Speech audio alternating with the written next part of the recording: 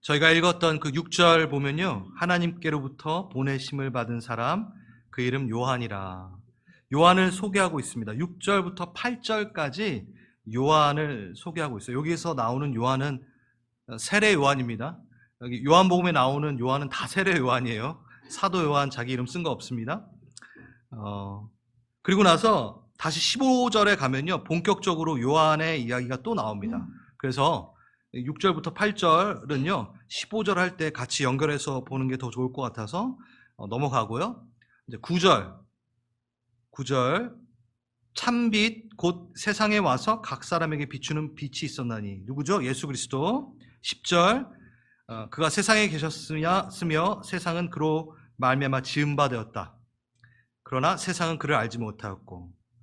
저번 주에 한 거예요. 예, 저번 주에 한 게 연결되어서 다시 한번 나왔고, 그래서 이제 11절 보겠습니다. 그가 왔는데 자기 땅에 오셨는데 자기 백성이 영접하지 아니하였으나. 만물을 지으신 분이 주인이니까 당연히 그 땅에 오신 거죠. 이게 자기 백성이라고 해서 이스라엘로 국한 지을 수도 있는데, 이스라엘은 항상 우리를 대표성을 갖고 있죠. 땅의 상태의 대표성. 예수 그리스도를 받아들이지 않는 그 땅의 어둠에 대한 대표성을 갖고 있기 때문에 동일하게 우리라고 좀 생각하면 되겠죠. 그 다음에 12절, 너무 유명한 그리고 또 중요한 구절입니다. 영접하는 자 곧 그 이름을 믿는 자들에게는 하나님의 자녀가 되는 권세를 주셨으니. 영접, 우리가 좀 쉽게 많이 들어왔던 말이죠. 주님을 영접하시겠습니까? 이 영접이라는 단어 잘 번역한 것 같아요. 누군가를 맞이하며 대접하는 일. 영어로 보면 그냥 receive예요. 그냥 받다. 뭐 공 전달받듯 받다가 아니라, 영어는 조금 가벼워요. 파랄람바노, 취하다, 받다. 이 헬라어는 동료들을 받아들일 때, 친밀한 교제를 위해 받아들일 때 이 말을 씁니다. 그러니까 공받는 거 정도가 아니라. 그래서 사도행전에 보면은 성령님을 받다, 성령님의 선물을 받다 할 때 다 이 파랄람바노를 씁니다. 그리고 구약에서는 동일한 70인역으로 이 단어를 쓸 때는 유업을 상속으로 받다. 그러니까 자녀로서 아비에게 유업을 상속으로 받을 때 이 영접이라는 이 파랄람바노를 써요. 람바노를 써요. 그러니까 이 단어가 그냥 단어가 아니라는 거를 좀 우리가 봐야 될 것 같아요. 영접하는 자가 바로 그 이름을 믿는 자인데, 그냥 믿는 자, 그 이름을 믿는 자는 자녀가 되는 권세를 주셨다 해도 되는데, 영접이라는 단어를 꼭 넣은 거예요. 요한이 의도적으로. 왜 그럴까요? 시대적인 배경이 있기 때문에. 우리 항상 요한이 어떤 의도적으로 뭔가를 할 때는 시대적 배경, 매번 영지주의 얘기했는데 이제 오늘 좀 얘기하겠습니다. 영지주의의 개념을 갖고 있었던 신앙, 그게 뭐냐면 그 개념과, 영지주의라는 그 개념과 사상은 그 이름이 명명이 되기까지는 한 500년이 걸려요. 그러니까 이제부터 영지주의야 이렇게 시작을 안 하죠. 어떠한 개념이 쭉 있다가 그거가 영지주의다 이렇게 정의를 내리는 것처럼. 그래서 우리 저저번 주에도 얘기했잖아요, 그렇죠?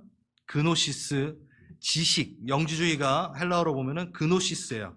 그래서 그노시시즘, 그래서 지식을 추구하는 종교인 거죠. 어떻게 보면은 이 영지주의는요 500년 이상 걸리면서 절충주의, 토속 신앙도 받아들이고 사이비 이단 사상도 받아들이고 특히 철학 사상도 혼재되어 결합을 합니다. 500년 동안 어떻게 했어요? 그 절충 좋은 것만 막 갖다 쓴 거예요. 이단 사상들을. 그래서 로고스 기억나시죠? 네. 원천, 힘. 근데 그거는 개념이 아니야. 인격이셔. 그 로고스가 누구? 너네가 말하는 그 로고스가 뭐?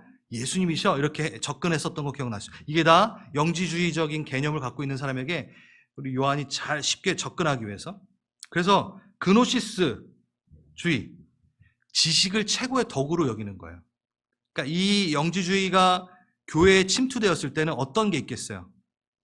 지식, 예수로 말미암아 구원을 얻어야 되는데 예수가 전해진 지식으로, 그 개념으로 구원을 얻는다라고 생각을 한 거예요.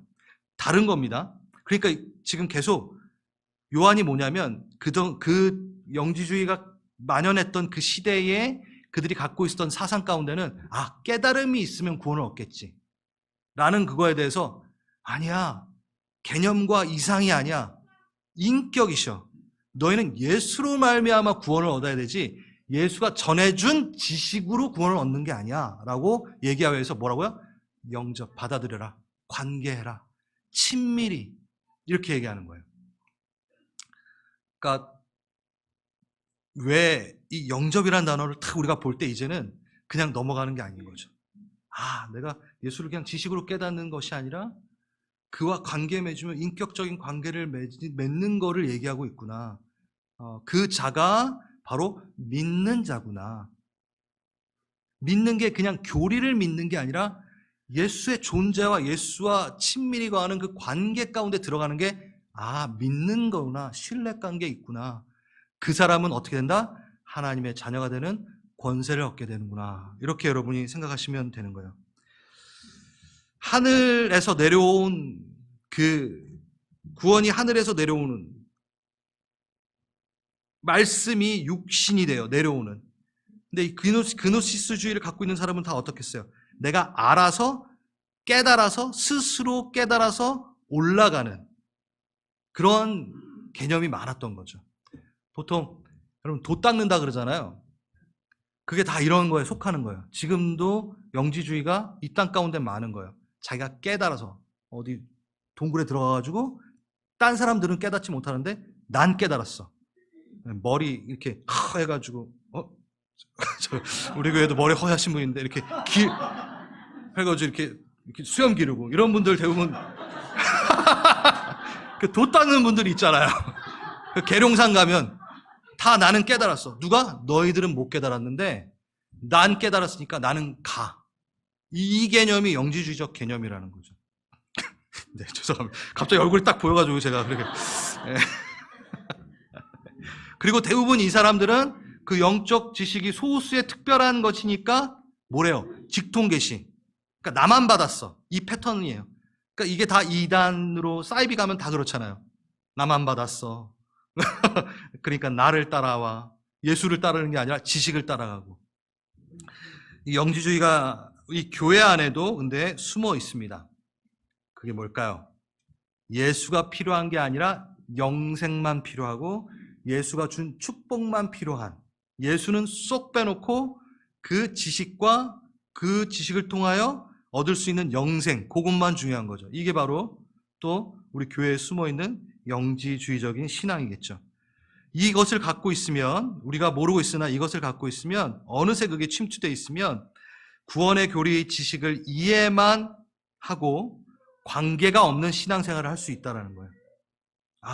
내가 깨달았으니까 나는 잘 신앙생활을 하고 있어, 이렇게 착각할 수 있다는 거죠. 관계가 없으니까 개인 기도도 없어, 개인 예배도 없어, 특히 동행도 그렇게 중요하지 않아. 왜? 개념이니까. 동행이 그렇게 중요하지 않아. 관계가 없어, 대화가 없으니까 그냥 순종도 없고 사랑도 없고 고난에 참여함도 없고 딱 거기까지인 거예요, 항상. 그래서 요한은 오늘날 우리에게도 믿는 자에게는 어떻게? 믿는 자는 영접하는 자다. 남바노야 된다라고 얘기합니다. 이 부분에서 또 조금 더 가깝게 우리에게 적용하자면 전 이 얘기를 좀 하고 싶어요. 여러분이 복음 전할 때도 이거 좀 썼으면 좋겠는데, 제가 몇 번 얘기했지만 여러분, 이해함이 먼저일까요? 믿음이 먼저일까요? 이렇게 물어보죠, 제가. 난 이해가 돼야지만이, 난 머리로 이해가 돼야지만이 믿을 수 있어. 나를 이해시켜야지 내가 믿을 거야 라고 말을 많이 하잖아요. 그런데 우리의 모든 실생활에 보면요, 처음 무언가를 할 때는 이해보다 항상 믿음이 먼저라는 걸 좀 말하고 싶습니다. 이게 무슨 얘기냐? 이게 종교적인 얘기만 하는 게 아니에요. 자, 교회에 여러분이 한 번도 이 장소에 오지 않았어요. 한 번도 온 적이 없어요. 그러면 첫 방문을 할 때 여러분들이 이곳이 존재할 것이라는 것을 다 알고 이해하고 이쪽으로 올까요? 본 적도 없고 누리지도 못했기 때문에 여러분들은 이해를 못합니다. 알지 못합니다. 그래서 처음에 이곳에 올 때 믿고 옵니다. 어떻게? 저기 갈보리 채플이 있대 라는 누군가의 친구의 얘기. 여기 만약에 처음 오신 분들은 내비게이션에 보니까, 지도에 보니까 갈보리 셰플이 적혀 있고 주소를 보니까 거기에 있어. 봤나요? 아니요. 이해를 하고 오는 게 아니라 뭐 하고 와요? 믿고 와요. 여기에 있을 거라는 것을 믿고 오는 거예요. 대부분 그래요. 여러분 직장에 다녀요? 맨 처음에 이제 첫 직장에 가지고 월급을 주겠대.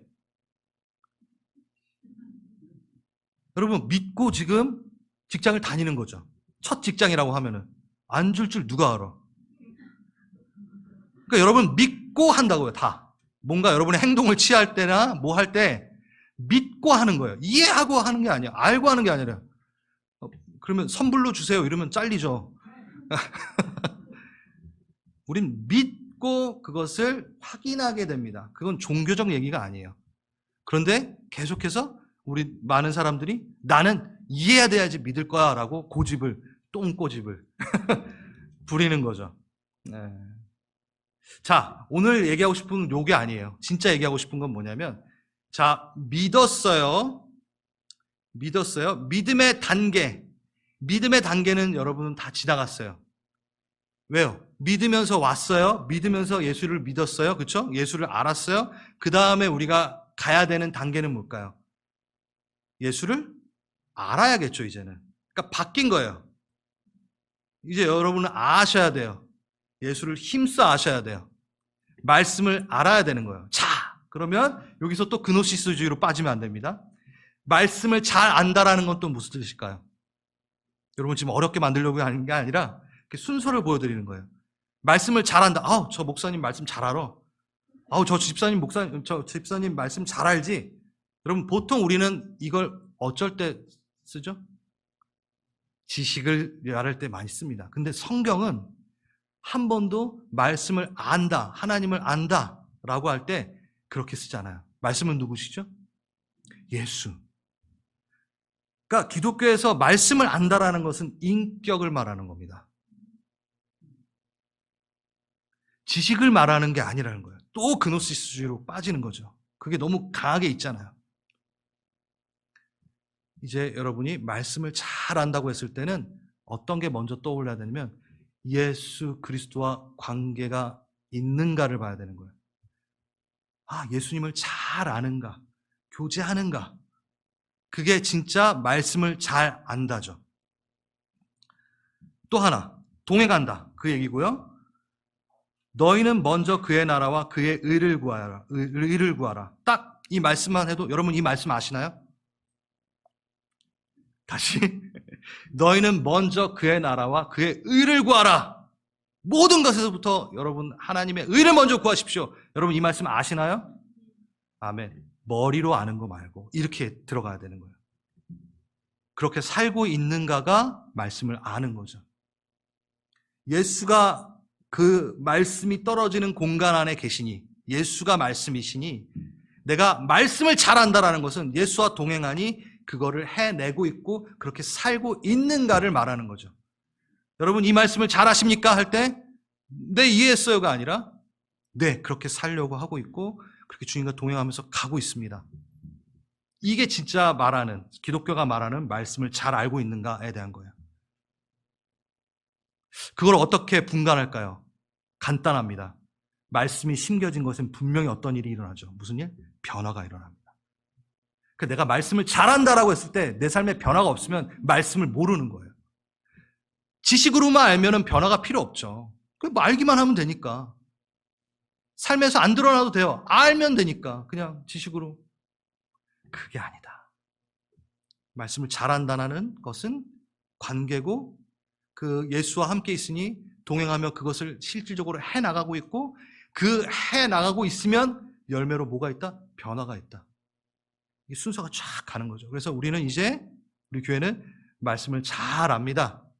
라는 것은 내가 그 말씀 가운데 살아냄으로 변화되고 있습니다. 라는 것과 동일시시키는 말이어야 되는 거예요. 아멘? 네, 우리가 말씀을 잘 알길 원합니다. 네, 지식으로 받는 것이 아니라 변화로 받아내길 원합니다. 그러면서 12절 볼까요? 한번 띄워주시겠어요? 너무 잘 아는 말씀.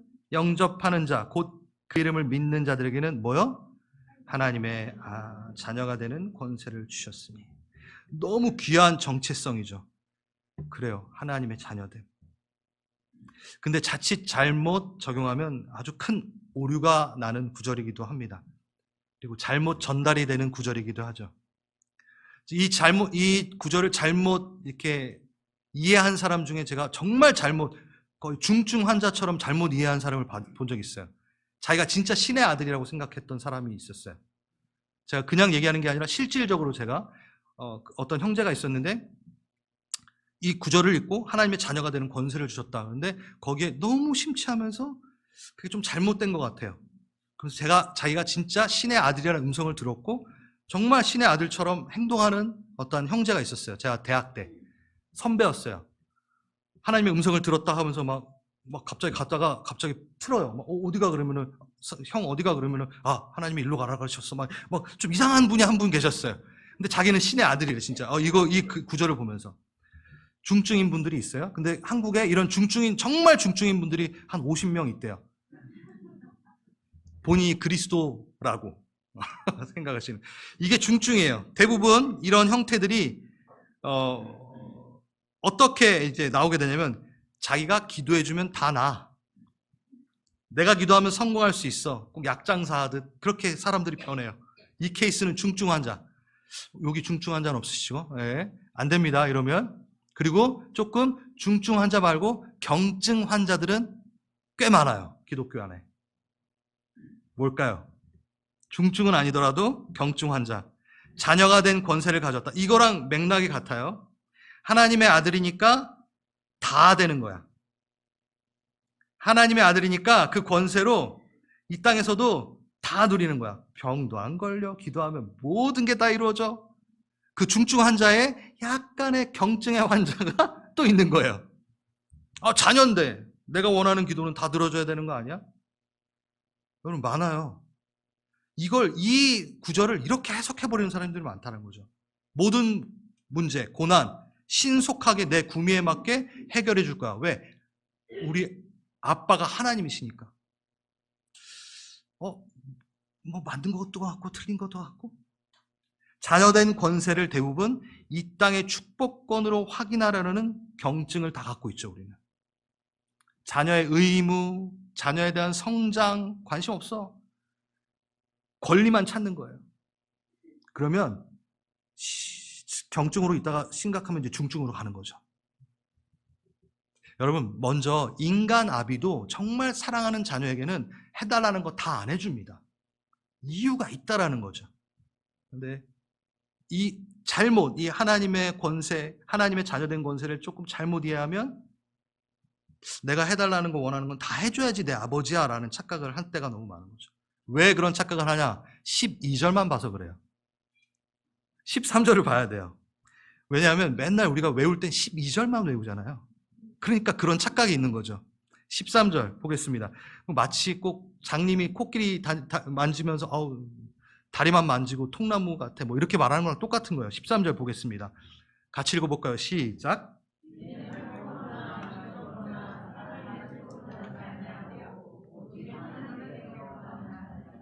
지금 하나님의 자녀된 권세를 얘기하면서 뭘 얘기하고 있는가를 봐야 되는 거예요. 이 얘기가 왜 나왔지? 자녀가 된 권세는 이 땅의 축복권 정도를 얘기하려고 질병도 안 걸리고 고난도 없고 다 부자 되고 이런 얘기가 아니에요. 보면요, 가끔 설교를 이렇게 다른 어떤 그런 설교들 보면은 하나님의 자녀된 권세 하면서 막 부자 될 수 있고 조엘 오스틴 같은 그런 설교들이 너무 난무하니까 우리가 그게 속는 거거든요. 근데 13절 보니까 뭐라 그래요? 자녀됨은 하나님의 일방적인 은혜라는 증거로 자녀다라고 얘기하는 거예요. 그게 무슨 뜻이냐? 집안, 혈통으로나 육적으로나 인간에 의해서 노력으로 하나님의 자녀가 되는 게 아니야 라고 얘기하는 걸 말하기 위해서 하나님의 자녀된 권세를 얘기하는 거예요. 그러니까 사람의 힘으로부터 자녀가 될 수가 없어를 얘기하기 위해서 하나님의 자녀된 권세를 얘기하는 거죠. 그 옛날에 그런 노래 있잖아요. 돈으로도 못 가요 하나님. 이 얘기 똑같은 거예요. 3절에 어여뻐도 못 가요 하나님 나라. 미안합니다. 어여뻐도 못 간대요. 저도 이 얘기 젊었을 때 나 어여뻐도 갈 수 있는 줄 알았는데 막 이랬어요. 자, 또 하나 뭘까요? 오직 예수 그리스도를 통해서만이 하나님이 자녀가 된다라는 것을 이야기하는 겁니다. 지금 12절, 13절은요. 영접하는 자, 예수를 영접하는 자는 하나님의 자녀가 된다라는 것은 권세, 여기만 이 단어에만 집중하는 게 아니라 쭉 보면 뭐요? 예수 그리스도로만이 하나님의 자녀가 될 수 있어를 얘기하기 위해서 이걸 썼다라는 거예요. 근데 우리는 권세만 뚝 떼어가지고 이 권세에 살을 막 붙여가지고 이 땅의 축복권을 계속 얘기를 하죠. 이 맥락하고는 전혀 상관없는. 여러분 아쉬우세요? 어쩔 수 없어요, 여러분. 성경이 그렇게 말하고 있잖아요. 권세, 이 단어를 볼까요? 엑수시아. 이건 뭐냐면 승인되다, 허용되다예요. 이 땅에 고난도 없고 부자 되고 이 얘기가 아니라 승인되다, 허용되다. 예수로 인하여 넌 하나님의 자녀로 승인되었다. 이 얘기예요. 아멘. 자녀 자체가 목적이고 골이라는 거죠. 하나님과 인격적인 관계 안에 들어갈 수 있어. 우린 너무 지금 익숙해서 그게 얼마나 큰 승인, 그 허락이 얼마나 그 하나만으로 얼마나 귀한 건지 모르니까. 매력이 없나요, 여러분? 차라리 만수르의 자녀된 권세를 얻기를 원하나요? 하나님의 자녀된, 만물을 주신 그분에게 아빠라고 부를 수 있는 권리. 지금 그 얘기하는 겁니다. 그래서 로마서 8장 17절에서 18절을 좀 보기 원합니다. 아주 명확한 얘기죠. 이건 같이 읽어야 돼요. 시작!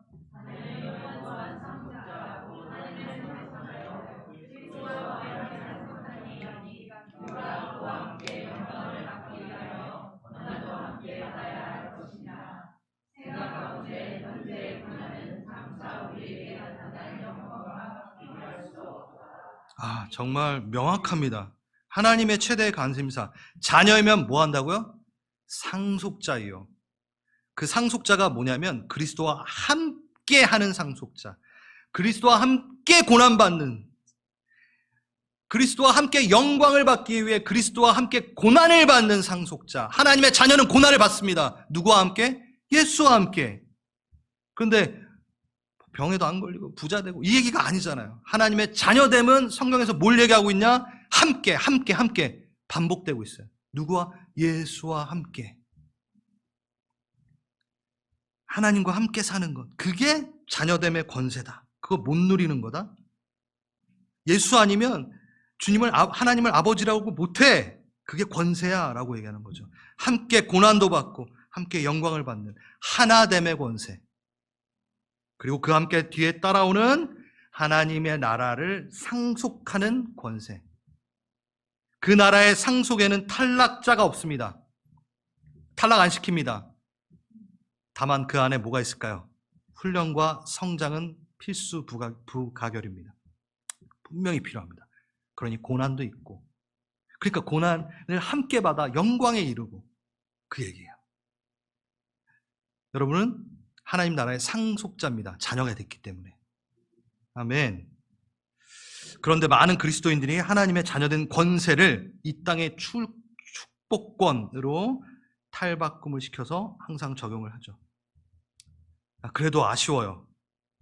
그래서 그 아쉬운 마음이 있는 걸 알고 또 제가 더 얘기하겠습니다.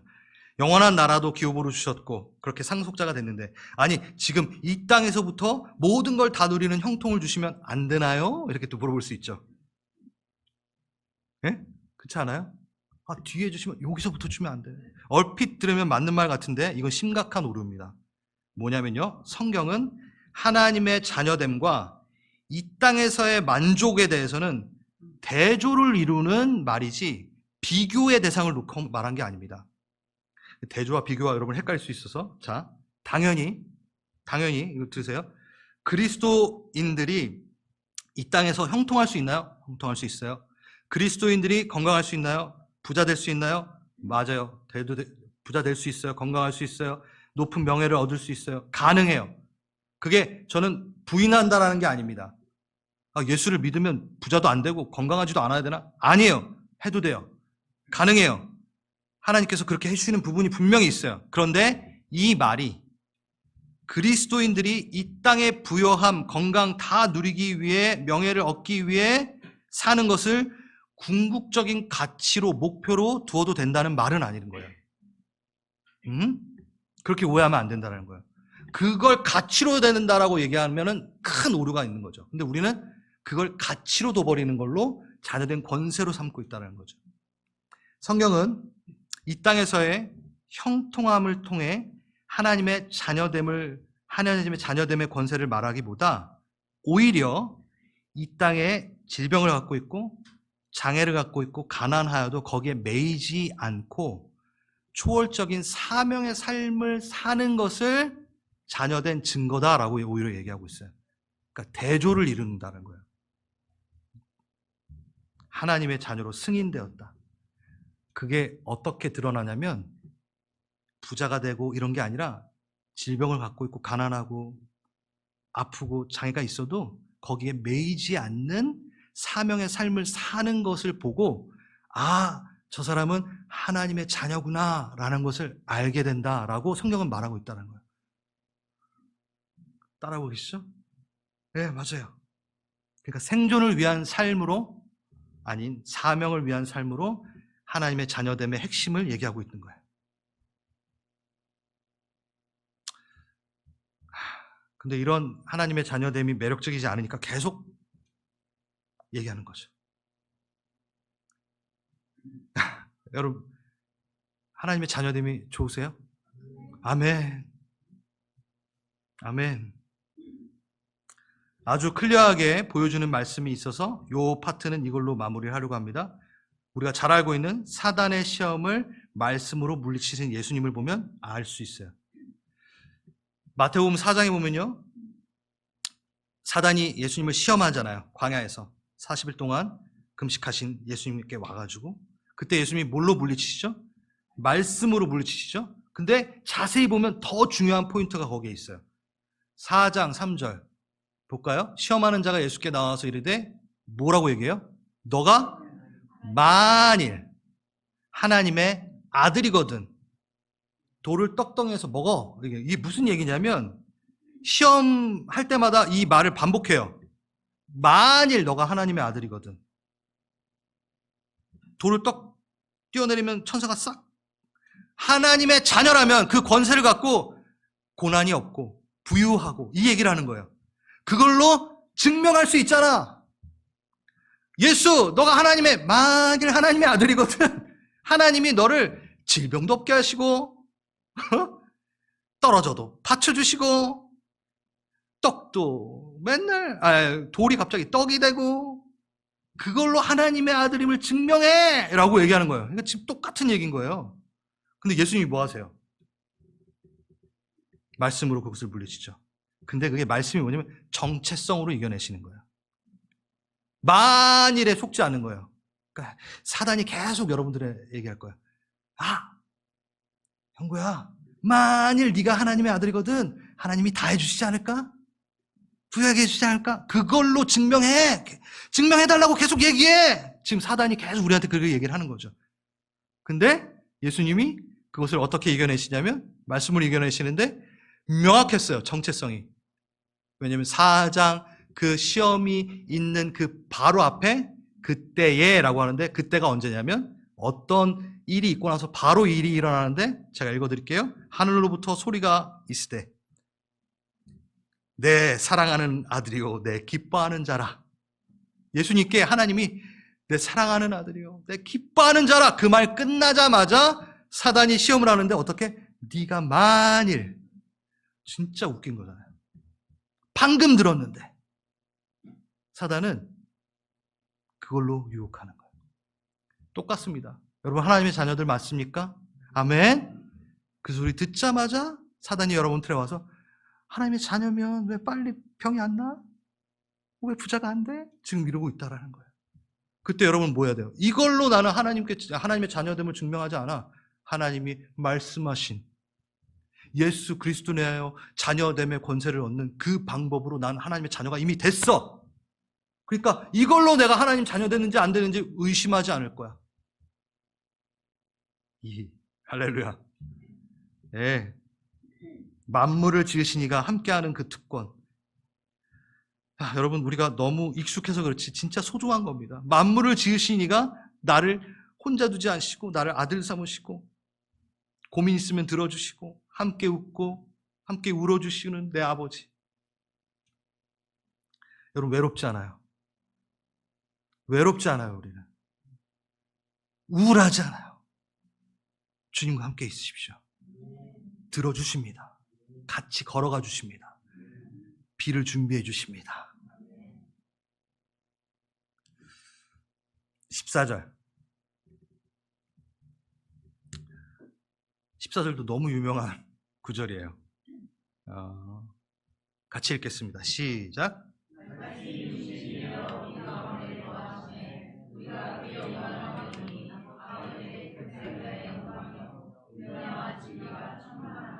아멘.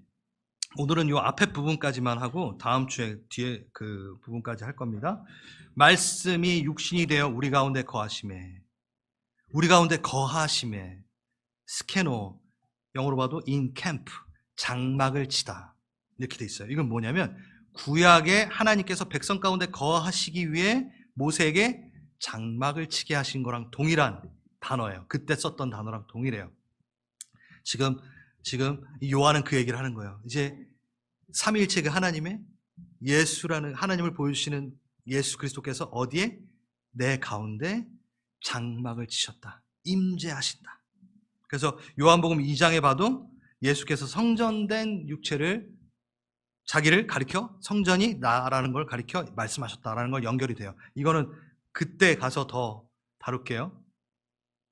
말씀이 육신이 되어가 아주 중요합니다. 익숙한 구절이지만 아주 중요한 포인트. 육신. 이 단어가 되게 그냥 읽으면 별거 아닌 것 같은데 되게 특별한 단어예요. 사르크스라는 단어인데 원래는 일반적인 몸을 얘기할 때 성경에서 소마라는 단어를 써요. 헬라어. 근데 이 단어를 쓰지 않아요. 완전 다른 뉘앙스. 그냥 육체적인 몸 할 때 소마를 쓰는데 사르크스는 주로 부패하고 도덕적으로 연약한 육신을 의미할 때 사르크스를 씁니다. 이게 되게 파격적인 거예요. 그러니까 바울 서신에서는 하늘의 영역과 반대되는 영역으로 이 사르크스를 써요. 더러워진 죄악에 물든 몸, 육체 쓸 때 이 사르크스를 쓴다고요. 근데 예수님이 어떻게 해요? 예수님이 육신을 입고 몸을 입고가 아니라는 거예요. 지금 우린 그냥 말씀이 육신을 입고 하면은 몸을 입으셨지 정도로 생각하는데 요한은 지금 의도적으로 파격적으로 뭘 얘기하거든요. 말씀이 완전히 연약한 죄를 입은 그 몸까지 입으셨다. 가장 낮은 곳까지 입으셨다라고 얘기하는 거예요. 사르크스를 입으셨다. 부패한 우리를 입으셨다라고 얘기하는 거예요. 그러니까 확 느낌이 틀려지는 거죠. 안 틀려지나요? 틀려져요, 여러분. 그러니까 요한이 의도적으로 이 단어를 썼다는 거예요. 왜 또 의도적으로 썼을까요? 영지주의. 왜 물어보면 다 영지주의라고 생각하시면 돼요. 다 그 당시에 갖고 있었던 개념이 있었어요. 플라톤의 이원론 사상이 또 결합돼서 영지주의가 꽃을 입습니다. 예, 이게 뭐냐면 이원론 사상 안 어려워요. 육과 영을 철저히 분리하여 보는 사상이에요. 육은 악하고 영은 선하다라는 개념. 그게 맞는 거 아니에요? 여러분 아니에요. 이게 영지주의 이단 사상이라는 거예요. 육은 악해. 그리고 영만 선해. 이게 뭐냐면요. 예수의 가연설을 나오게 합니다. 가연설. 어떻게 신이 더러운 육체를 입을 수 있어? 그러니까 예수님은 인성을 입으신 게 아니야. 몸을 입으시지 않았어. 몸은 환상일 뿐이야. 이런 이단이 있었다는 거예요. 인성을 거부하는데 이걸 썼어요. 썼다라는 게 아니라 그렇게 생각을 하고 있었어요. 이 당시에 기독교인들도 뭐야? 어떻게 예수님이 그 신이 더러운 옷을 몸이라는 것을 입을 수 있어? 뻥이야. 인성은 뻥이야. 사람이 있다는 건 뻥이야. 자꾸 이렇게 얘기했다는 거예요. 그러니까 요한이 얼마나 답답했으면 이런 이단 사상에 대해서 말씀이 육신이 되어 오셨다. 사르크스를 입으셨다라고 완전히 파격적으로 얘기하는 거예요. 많이 흔들었어요. 그래서 이 이단 사상이 많이 있으니까 요한 1서 2서에 보면 이렇게 돼 있어요. 예수가 육체로 오심을 부인하는 것은 미혹하는 자들이요 적그리스도의 영이니라 라고까지 얘기해요. 그러니까 이 사상이 되게 강했던 거죠. 그래서 이 사상은요, 이 이원론적인 영적주의, 영지주의적 사상은 어떻게 발전이 되냐면 극단적인 방임주의로 바뀌어요. 왜 그럴까? 본체는 영적인 것에 있는 거예요. 그러니까 육은 악하고 영은 선하다. 그러니까 우리는 영, 이데아의 세계에 실체가 우리는 있고 붕붕 떠다니는 거는 우리가 저기 있고 지금 잠깐 이 몸은 그냥 그림자일 뿐이야. 이게 실체가 아니야. 이렇게 얘기하는 거예요. 예를 들어 드릴게요. 여러분 이렇게 걸어가시다가 그림자가 있잖아요. 내 실체가 뭔가요? 나죠. 그렇죠? 나죠. 그림자는 뭘까요? 비본질, 실체가 아니죠. 말이 좀 어렵네. 아무튼 실체는 아니에요. 그림자가 나예요? 아니죠. 그냥 반영한 거잖아요. 그럼 이렇게 걸어갈 때 그림자가 똥을 지나가면은 내가 더럽혀진 건가요? 전혀 아니죠. 분리된 거죠. 네? 내가 더러워지지 않았죠. 이거를 쫙 이렇게 올라가서 요게 내가 영이고 육체가 그림자라고 생각을 해봐요. 그럼 내가 육체를 막 아무렇게 막 방임해서 써도 본체는 아무런 영향이 없잖아요. 그러니까 이 신앙을 갖고 있으면 어떤 게 된다고? 몸은 마음대로 막 굴리는 거예요. 따라오셨죠? 이해되셨죠? 그러니까 이 땅 가운데서 몸을 내가 쓰고 막 이런 거가 나는 비본질이야. 그러니까 내 몸 마음대로 써도 돼. 술 마시고 성적 쾌락 즐기고 극단적 방임주의로 가는 거예요. 왜? 나는 영은 저기 있으니까. 이게 영지주의라고요. 그래서 영과 육을 확 분리해가지고 육을 마음대로 써버리는 방임주의적 신앙이 발전이 돼요. 그리고 또 하나 이게 막 환영하니까 또 극단적인 뭐가 있어요? 경건주의가 또 나요. 극단적 경건주의. 네. 그래서 하고 맨날 떠 있는 이렇게. 그래서 나는 세상과 단절됐느니라. 여러분 불교가 대부분 다른 타 종교가 뭐죠? 삶하고 분리되어 있는 신앙생활을 하잖아요. 삶하고 완전히 분리. 무슬림들 이렇게 잘 보면요, 신앙하고 생활하고 분리되어 있어요. 우리는 근데 신앙생활이라고 하잖아요. 말씀이 육신이 돼요. 우리는 이 몸을 입고 육을 입고 하나님께 나아가는 건데 다 대부분 종교는 뭐냐면 육은 어떻게? 벗어야 되고 태워야 되고 그래서 나는 붕 떠서 있어야 돼. 그래서 그것을 종교라고 하는 거죠. 그래서 무슬림들도 항상 보면은 복음을 전하고 보면요 어떤 얘기가 있냐면 나는 주님과 교제함, 하나님과 교제함이라는 걸 누려본 적이 없다. 가짜 신이랑. 왜? 항상 하나님과의 교제는 전혀 없고 뭐가 있어요? 극경건주의. 절만 하면 되고 금식하면 되고 라마단 같은 거. 아무 의미 없는. 거기에 신앙도 없어. 그냥 먹지 말라니까 안 먹어. 막 이런 거. 그러니까 극단적 경건주의가 있는 거야. 몸과 영이 분리된 채 내 영만 살찌우면 된다. 몸은 상관없다. 그게 극단적 방임주의와 극단적 경건주의로 이제 나가는 거죠. 조금 어려울 수 있지만 쉽게 얘기하시면 됩니다. 그러면 이거예요, 이거. 우리 이걸 하면 되죠. 우리 교회 안에도 이게 숨어 있습니다. 여전히. 많이 들으셨을 거예요. 어떻게 숨어 있을까요? 영적인 것만 가치가 있는 거예요. 되게 영적으로 보이는 거. 그게 뭐죠, 여러분? 말씀을 전하는 일이나 교사나 뭐 찬양팀이나 뭔가 이렇게 영적인 일처럼 보이는 게 와 이렇게 돼 있는 거예요. 이게 영지주의적 사상 가운데 내려오는 거죠. 주방봉사나 주차봉사는 육적인 거. 아니에요? 뭔가 말씀을 전하면 되게 영적으로 보이지 않아요? 저 영적으로 보이지 않나요? 그러니까 이 사상이 우리 안에 계속 있어요. 그러니까 말씀 전하고 교사하고 이런 거는 와, 주차 봉사, 식당 봉사는 영적이지 않은 것처럼. 여러분, 파트를 정한 거지 뭐가 영적이고 덜 영적인 게 아닙니다. 역할을 정한 겁니다. 성직, 이거 진짜 위험한 말. 제가 무슨 직이죠? 성직이에요. 아유, 해주세요. 거룩한 직분을 갖고 있어요. 누가? 내가 하나님께 구별된 거룩한 자니까 내가 하는 일은 성직이 되는 거예요. 여러분들은 그럼 육직입니까? 여러분이 하시는 모든 일이 성직입니다. 왜? 거룩히 구별된 자가 하는 일이기 때문에.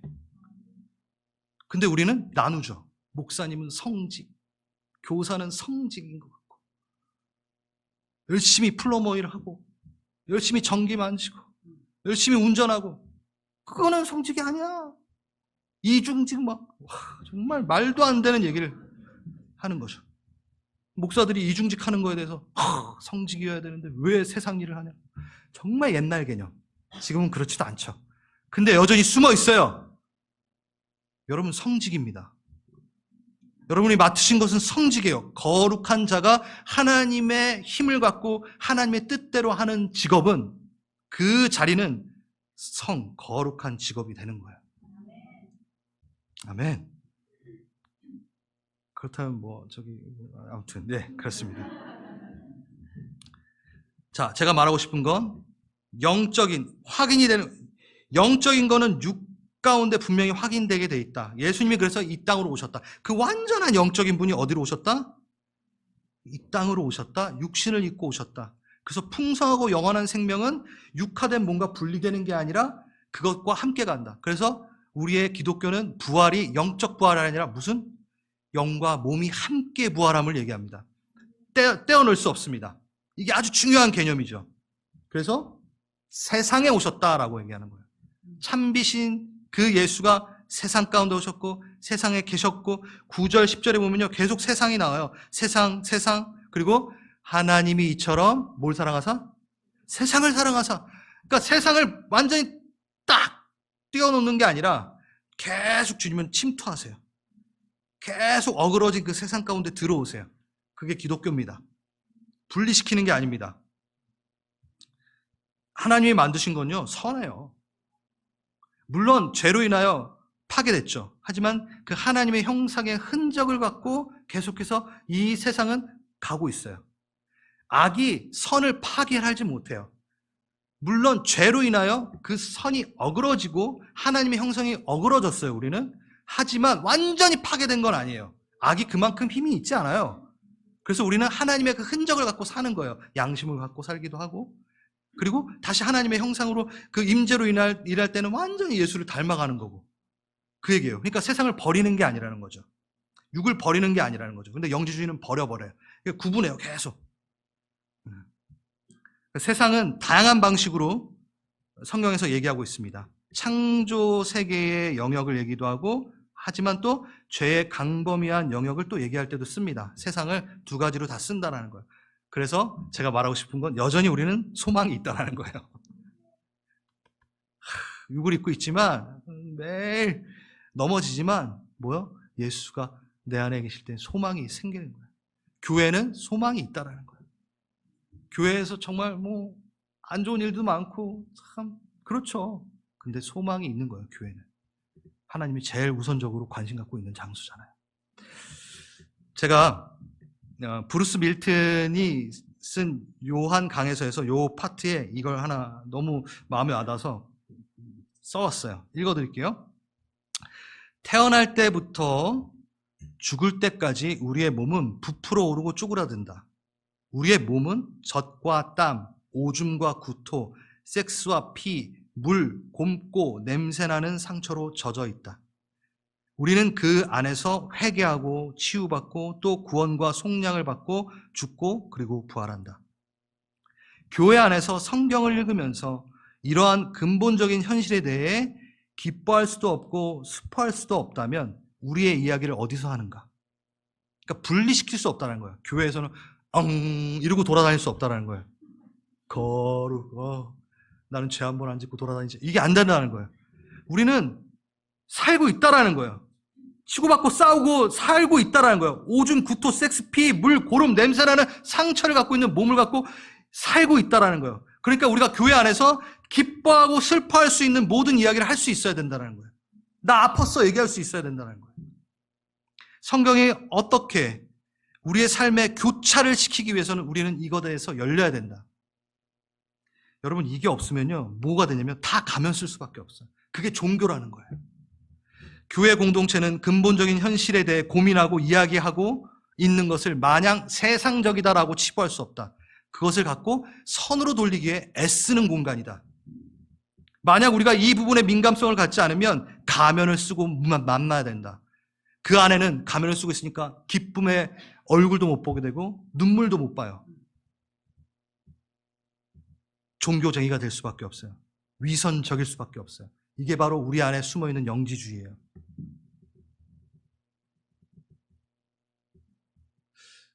물론 죄를 허용하라는 얘기는 아닙니다.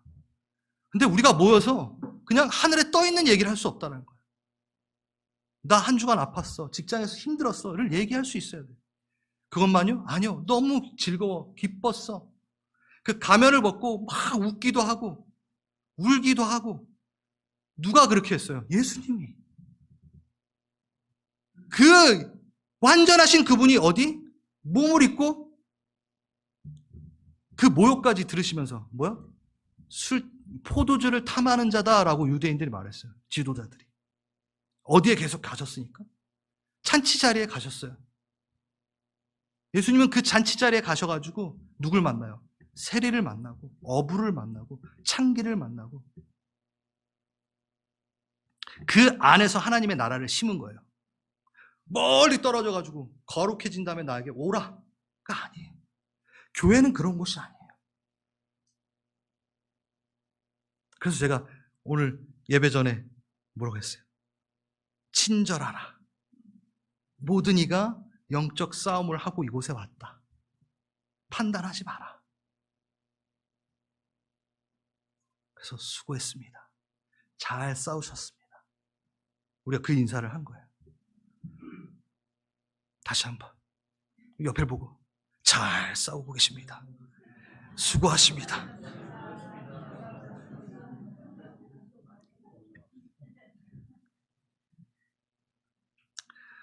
그래서 기독교는요 표정이 있는 종교라고 얘기합니다.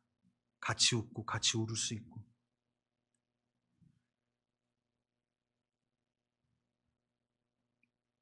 가늠한 여인에게 유대 종교 지도자들 바리새인들은 돌로 쳐 죽이려고 했을 때 예수님이 나타나서 뭐 하셨죠? 죄 없는 자가 먼저 돌로 치라. 아무도 못했다라는 거야. 우린 삶의 이야기를 갖고 와서 회복돼야 된다라는 걸 얘기하는 거야. 그런데 그 안에서 예수님이 가서 계속 죄를 저지르라 하지 않았어요. 따로 불러서 뭐라 그러죠? 다시는 그 죄를 범하지 말라. 기회를 주고 너가 딴 데 가서 회복 얻지 말고 이 공간 와서 회복 얻고 다시 힘내서 가. 그게 교회죠. 그게 예수가 꿈꾸는 하나님의 나라인 거죠. 그러니까 신앙과 생활이 구분되는 게 아니라 신앙 생활이에요. 그냥 교회 오면 계속 엄숙해야 되고 가면 쓰고 있으면 엄숙할 수 있죠. 가면을 벗으십시오. 벗으셔야 됩니다. 그리고 많이 웃으세요. 기쁜 일 있으면 많이 웃고 슬픈 일 있으면 여기 와서 우세요. 그리고 위로 받으시고 기도 받으시고 그 공간이어야 됩니다. 그게 하나님의 나라를 보여주는 겁니다. 아니면 우리가 무슬림이랑 다를 바 없어요. 시간 되면 절하고 다 가면 쓰고 교제가 없다잖아요. 제가 터키 가가지고 이렇게 무슬림하고 얘기를 하고 이게 100이면 100 얘기하는 게 뭔지 아세요? 나는 신과 교제를 나눈다라는 걸 이해를 못했습니다. 근데 예수를 만나고 나서 내가 예수의 자녀되어 하나님의 자녀되어 대화 나눌 수 있다는 걸 알았습니다. 우린 너무 당연한 건데 그게 엄청난 거예요. 그게 하나님의 자녀된 권세라는 거죠. 아멘. 우리가 그 말씀이 육신되어 오신 그분과 함께 주님께로 나아갑시다. 그리고 예수 옆에 섭시다. 그래서 우리 안에 있는 모든 고민과 역경과 이거를 주님과 교제 나누며 대화 나누는 사람이 됩시다. 그리고 이 공간이 그렇게 되기를 바랍니다. 그러길 원하시는 분들 다 같이 좀 자리에 일어날까요?